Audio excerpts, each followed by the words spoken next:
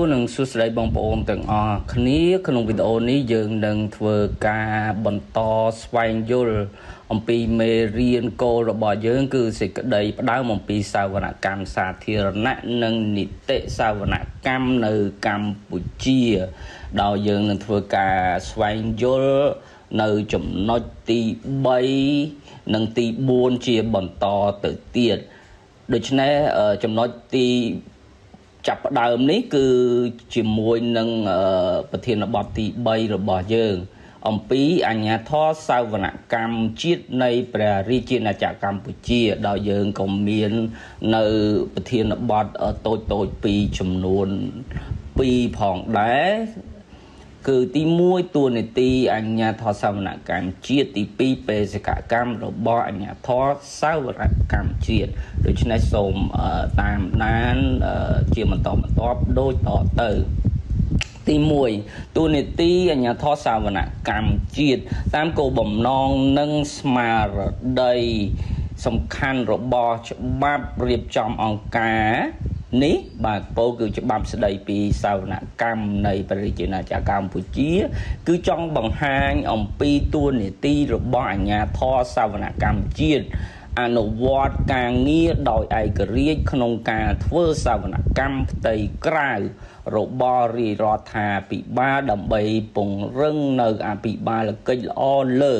ការត្រួតពិនិត្យលើកិច្ចប្រតិបត្តិការនិងកម្មវិធីរបស់ស្ថាប័នសាធារណៈពីរធ្វើឲ្យមានតម្លាភាពលើការប្រមូលចំណូលនិងអនុវត្តចំណាយថវិកាជាតិ3តាមដាននិងត្រួតពិនិត្យឡើងវិញនៅភាពត្រឹមត្រូវនិងសមស្របនៃរបាយការណ៍ហិរញ្ញវត្ថុនិង4ពង្រឹងប្រព័ន្ធត្រួតពិនិត្យផ្ទៃក្រៅរបស់បណ្ដាស្ថាប័នសាធារណៈទាំងឡាយជាដើមបាទជាបន្តទៅទៀតគឺអញ្ញាធរសាវនកម្មជាតិលោកក៏ផ្ដល់អនុសាសន៍ធានាឲ្យមានប្រសិទ្ធភាពកម្រិតសន្សំសំចៃនិងផ្ដល់ផលល្អក្នុងដំណើរការគ្រប់គ្រងហិរញ្ញវត្ថុលោកក៏ជួយផ្ដល់យោបល់លើសេចក្តីព្រាងច្បាប់ស្តីពីការទូទាត់ថវិកាប្រចាំឆ្នាំនីមួយៗជូនរដ្ឋសភានិងព្រឹទ្ធសភាបាទជាបន្តទៅទៀតគឺអំពីបេសកកម្មរបស់អាជ្ញាធរសាវនកម្មជាតិបាទគឺចំណុចទី2អញ្ចឹងពាក់ព័ន្ធជាមួយ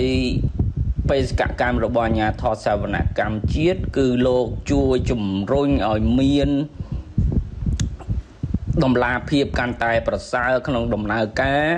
គ្រប់គ្រងហិរញ្ញវត្ថុសាធារណៈពង្រឹងគណនេយ្យភាពនៃការគ្រប់គ្រងមូលនិធិទ្រព្យសម្បត្តិរដ្ឋទ្រព្យសម្បត្តិសាធារណៈផ្ដល់សុវត្ថិភាពនិងតុល្យភាពនៃប្រតិបត្តិការហិរញ្ញវត្ថុសាធារណៈនិងផ្ដល់ការគ្រប់គ្រងការអភិវឌ្ឍលើគ្រប់វិស័យនេះលោកក៏រួមចំណែកជួយរដ្ឋសភានិងព្រឹទ្ធសភាដើម្បីបំពេញមុខងារត្រួតពិនិត្យ